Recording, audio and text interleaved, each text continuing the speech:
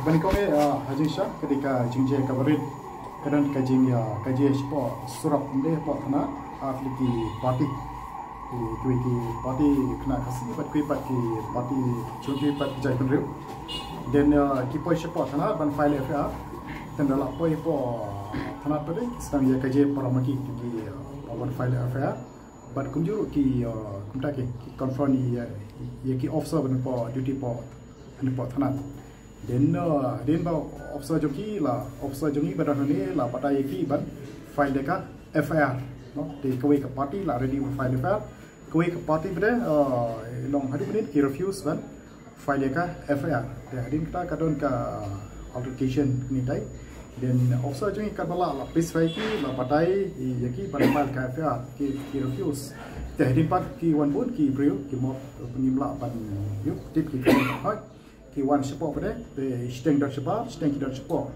kadang kadang ya keren ya penbej support pada ki badan support ki kan ya kali kadang jika nak nombor untuk track yang terkait FIR bah ya boleh dia ya kam dot kom kita hadu menini dan tang kawai ke FIR bala submit the in fact officer pada ni la all ki ba pd ban submit dekat FIR then rate lam submit hadu tak lam submit dan kawai kiliam di atas side boleh kelak submit ke FIR. Di kam dek kumda ba claim submit claim berian ke FIR. Di lada dan mana submit FIR. Ki officer ni ki perbor ni berian ke FIR. So nak kalian tu bila identify ni minu. Ngalak bandung ba cases registered. They means investigate into as per the section of law. So have these people been identified? What was the cause of the incident? Ki katek. I mean the people involved.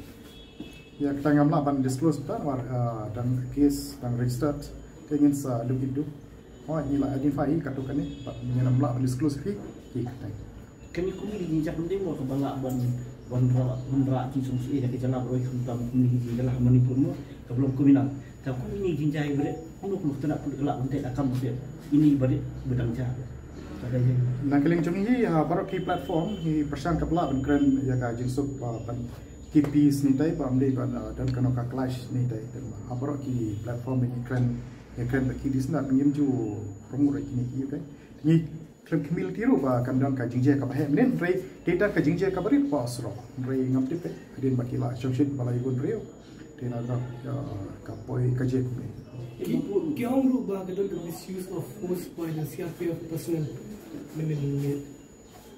misuse of force by the CRPF personnel. Kamla manong. Ki kena ki badang nem ki persamaan smart ka dia jang ki CRPF. Ki asal ru ki CRPF. Then they have every right yang defend it.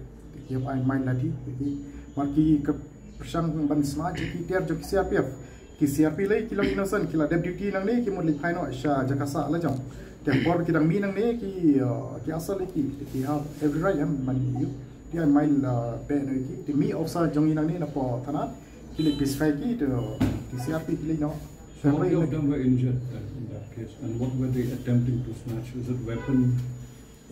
So far no injury dang ba no injury ki long dang atem ho ki atem ken dang ba Attempt for what? but snatch ki weapon.